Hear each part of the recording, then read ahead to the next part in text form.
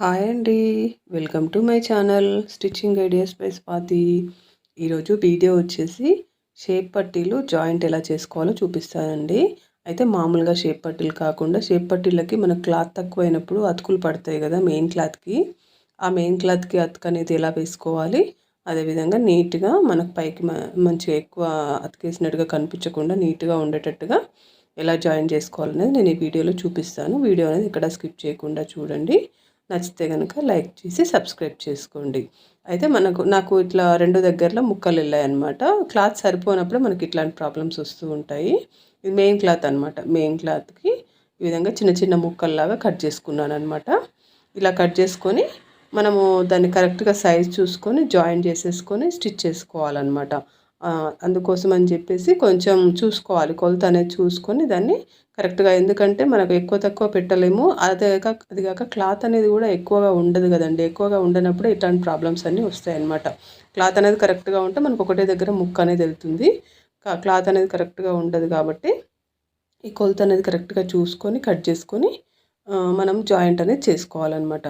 అయితే జాయింట్ చేసుకునేటప్పుడు ఏంటంటే మనకు రెండేమో లైనింగ్ పీసెస్ ముక్కలు ఉంటాయి, ఒకటేమో మెయిన్ క్లాత్ ఉంటుంది కదా. మనము ఎప్పుడైనా షేప్ పట్టీలు రెడీ చేసుకునేటప్పుడు అదే పద్ధతిలో ఉంటుంది. దాన్ని మనం కరెక్ట్గా పెట్టేసుకొని జాయిన్ చేసుకోవాలన్నమాట. అయితే ఇప్పుడు మనకి ఇక్కడ షేప్ పట్టీలు అనేవి 4 ముక్కలు ఉన్నాయి కదా. ఆ 4 ముక్కలని మనం ఇప్పుడు 2 ముక్కలుగా చేయాలన్నమాట. అంటే జాయిన్ చేసుకుంటే రెండు వైపులా వచ్చేస్తాయి కదా.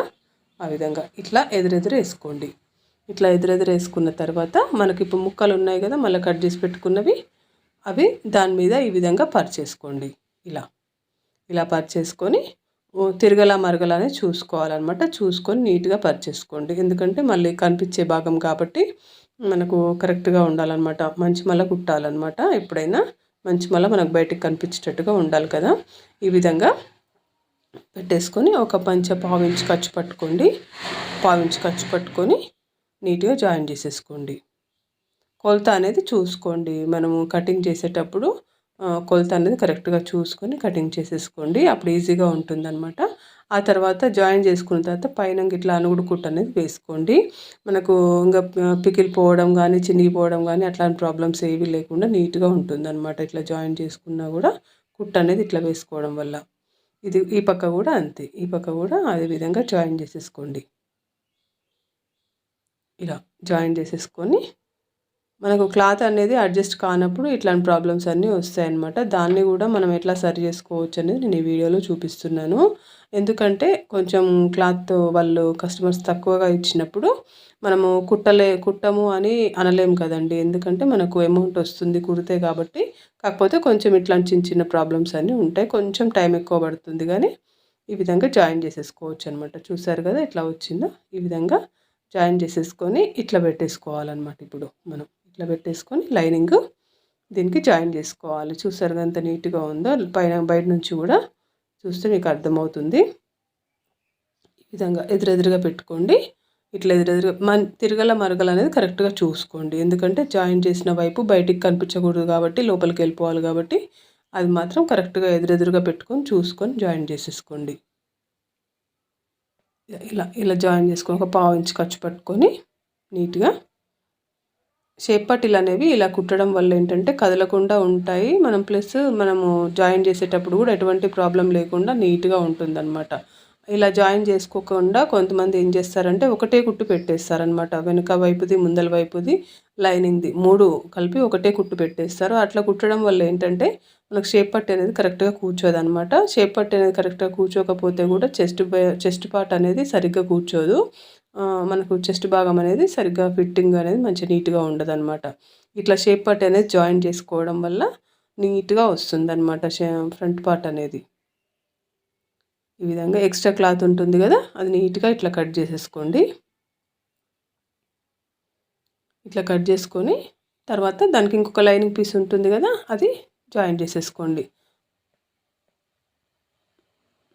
మనము 60 పాయింట్లలో కూడా మనము వాళ్ళు ఇచ్చిన క్లాత్ కానీ చీరలో వచ్చిన క్లాత్ కానీ 60 సెంటీమీటర్లు ఉన్నా కూడా మనం బ్లౌజ్ అనేది ప్రిపేర్ చేయొచ్చండి.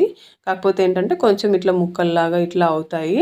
కానీ అట్లా క్లాత్ తక్కువ ఉందని చెప్పేసి మనం గిరాకీని కూడా వాపస్ పంపించలేము కదా. మరీ తక్కువ ఉంటే పంపించవచ్చు, కానీ మనం కుట్టగలిగే అంత ఇది ఉంటే మాత్రం మనం గిరాకీని వాపస్ పంపించకుండా ఇట్లా జాయిన్ చేసేసుకొని కొంచెం కష్టపడితే చాలు. ఎట్లాగో ఇవి డైలీ వేర్వే ఉంటాయండి. డైలీ వేర్వే ఉంటాయి కాబట్టి వాళ్ళు కూడా పెద్దగా ఆబ్జెక్షన్ అని చెప్పారనమాట. ఇట్లా కుట్లు పడినా కూడా ఆబ్జెక్షన్ అనేది ఏముండదు. ఓ మంచి క్లాత్ అయితే కనుక వాళ్ళు కూడా ఎన్ని కుట్లు వేస్తారు, ఎందుకు ఇన్ని అతుకులు ఎందుకు పడ్డాయని క్వశ్చన్ చేస్తారు.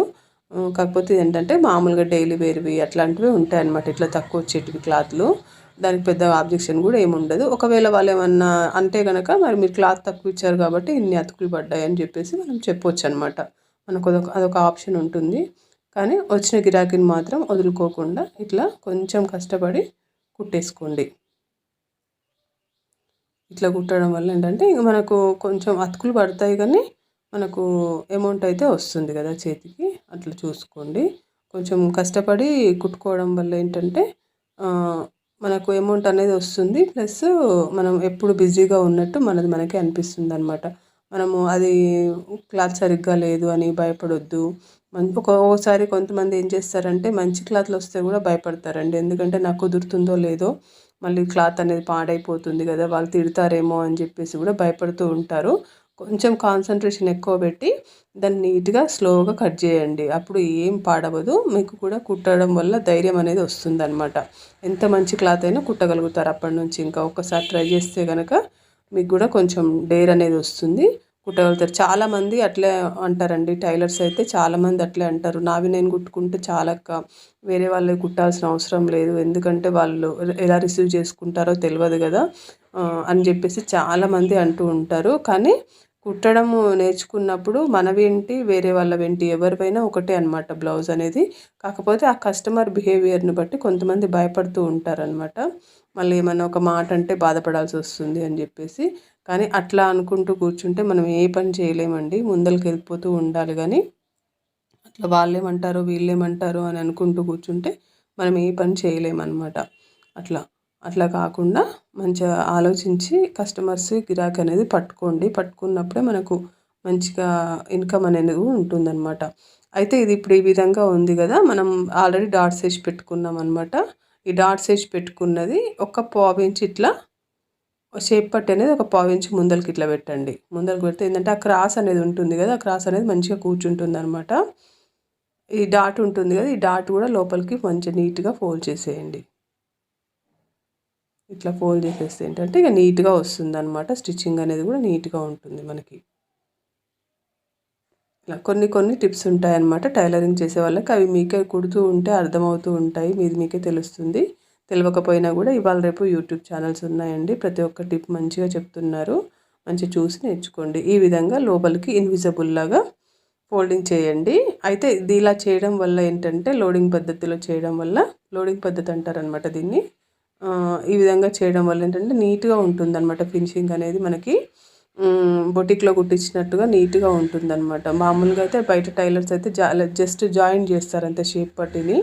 అట్లా కాకుండా ఇట్లా లోడింగ్ పద్ధతిలో ఫినిషింగ్ ఇవ్వడం వల్ల ఏంటంటే నీట్గా ఉంటుందన్నమాట. మనకి ఎప్పటికీ బ్లౌజ్ అనేది పాడైపోదు, నీట్గా అలాగే చెక్కు చెదరకుండా ఉంటుందన్నమాట. ఈ విధంగా కుట్టేసిన తర్వాత ఇలా మంచిగా బయటికి లాగితే కనుక మీకు మంచిగా ఫ్రంట్ పార్ట్ అనేది ప్రిపేర్ అయిపోతుంది అనమాట. ఇంకా దీనికి ఏం లేదు, ఉక్సుల పట్టి కాజల పట్టి వేసుకోవడమే అంతే. ఈ విధంగా కుట్టేసుకోండి, నీట్గా వస్తుంది అనమాట. వెనక నుంచి చూసినా ముందు నుంచి చూసినా మనకు దారాలు అనేవి పోగులు అనేవి వెళ్ళకుండా ఎప్పటికీ నీట్గా ఉంటుందన్నమాట. కాకపోతే ఇట్లా కుట్టే పద్ధతిలో ఏంటంటే మనకు ఫ్రంట్ పార్ట్ అనేది పాడైపోకుండా నీట్గా కుట్టడం అనేది నేర్చుకోవాలన్నమాట. ఎందుకంటే డాట్స్ అనేవి పాడైపోయినాయి అనుకోండి, డాట్స్ సెట్ కాకపోతే ఫ్రంట్ పార్ట్ కూడా సెట్ కాదనమాట. అవి అనేది కొంచెం లాగినట్టుగా అట్లా కాకుండా నీట్గా కుట్టడం వల్ల ఫ్రంట్ పార్ట్ అనేది షేప్ అనేది అవుట్ కాకుండా ఉంటుందన్నమాట. ఈ విధంగా వస్తుంది. మొత్తం చూసారు కదా ఎంత నీట్గా ఎలా వచ్చిందో. డాట్ అనేది ఏమాత్రం డిస్టర్బ్ కాకుండా పైకి ఫోల్డ్ చేశాను. ఆ డాట్కి ఏమాత్రం తగలకుండా కుట్ అనేది ఇట్లా నీట్గా వేసుకోండి. ఇట్లా నీట్గా వేసుకున్నప్పుడు మనకు పర్ఫెక్ట్గా వస్తుంది అనమాట ఫ్రంట్ పార్ట్ అనేది. ఇలా ఇప్పుడు దీనికి ఉక్సుల పట్టి కాజల పట్టి నీట్గా వేసేసుకోవచ్చు అనమాట. అయితే మీకు చాలామందికి డౌట్ ఉంటుండొచ్చు, మామూలుగా కుడితే కూడా షేప్ పట్టి అలాగే వస్తుంది కదా అని చెప్పేసి. అంటే మామూలుగా అటాచ్ చేస్తే వస్తుంది, కానీ ఇంత నీట్గా రాదండి. ఈరోజుకి ఇంతేనండి వీడియో. మళ్ళీ మరొక వీడియోతో కలుద్దాం. Thanks for watching.